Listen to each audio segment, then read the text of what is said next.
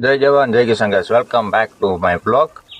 અને ઘણા દિવસો પછી વિડીયો બનાવવું કારણે કે દેખાડા જેવું કંઈ હતું ને મારા ઘર, એટલે બરોબર આજ વિડીયો બનાવવું. અને જે આમાં ફ્રીવાળા ઘઉં હતા એ નીકળીને કમ્પ્લીટ થઈ ગયા છે અને ઢગલા પડ્યા છે નોખા નોખા.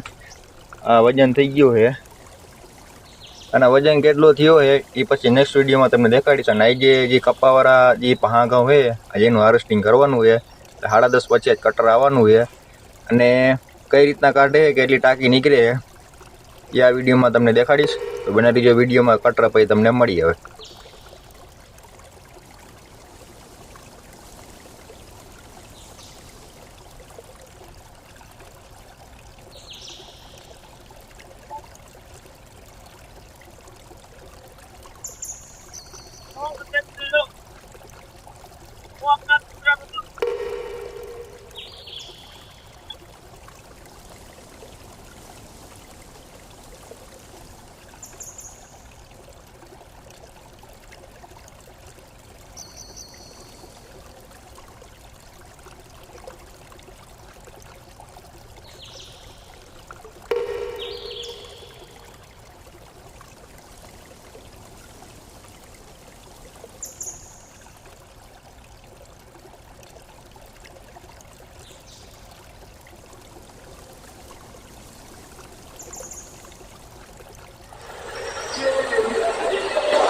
તો ફાઇનલી મિત્રો, જે ઘઉં કાઢો નતા એ ઘઉં નીકળી ગયા છે.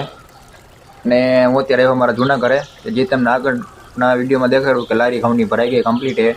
એ તે જૂના ઘરે જો ખાલી કરવાની વાડી ટ્રેક્ટર નીકળી ગયું છે.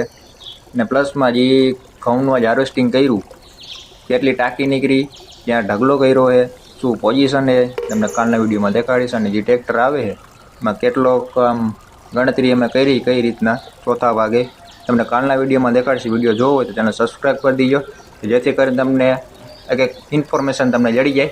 તમારે તમને કાલના દીમાં જય હિન્દ જય ભારત.